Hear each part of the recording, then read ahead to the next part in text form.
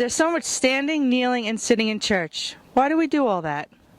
Often we kneel when we're doing work, and we kneel for the same reason in church. We're doing the work of prayer. Yes, there are reasons for standing and kneeling and sitting. Well, let's take a look. You might think I'm working out because it's football season, or I'm running a marathon, or I want to stay in shape. But no, I'm getting ready to go to church. You see, in church, you don't just sit there for an hour, but we're active in our prayer. Did you ever notice how many times we stand in church? And sometimes we kneel, and sometimes we bow. And then there's the sitting part. Some people think that when we're sitting in church, we're doing nothing, and they think that's boring. When we're sitting, we're not doing nothing. We're listening. Here, let me show you the proper sitting technique. For those of you who are watching at home, you can practice with me. When sitting in a pew, yes, boys and girls, this is a pew. You sit like this. Get comfortable. Look forward and listen to the Word of God. Don't be doing this, or this, or even this. Sometimes a priest will invite you to the sanctuary to listen to the gospel. We always stand when listening to the gospel to show respect for the life of Jesus. Then we will sit and listen to the homily. Here, let me show you.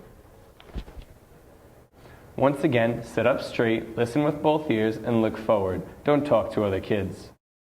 And don't pick your nose.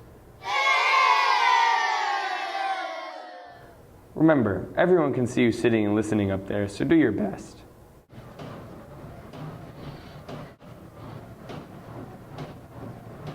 Now let's talk about standing. If you're watching this at home, you can practice standing with me. The first part of this exercise is to stand very still. For some people, this is the hardest part. Just relax and stand very still. You can do it. In church, we stand at different times. Let's take a look. First, we stand and we greet each other.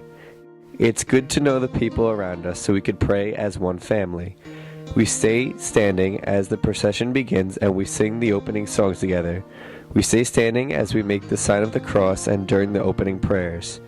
Then we sit and listen to the readings, but we stand again just before the gospel and we sing Alleluia. Then we stay standing as we listen to the story from the gospel of Jesus. We sit and listen to the homily.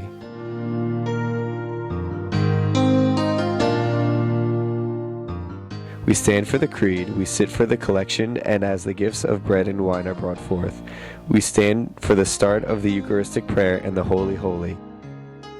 We kneel for the rest of the Eucharistic prayer, and then we stand for the Our Father and during the sign of peace. We kneel before we join the communion procession. We stand for the prayer and the blessing at the end of Mass.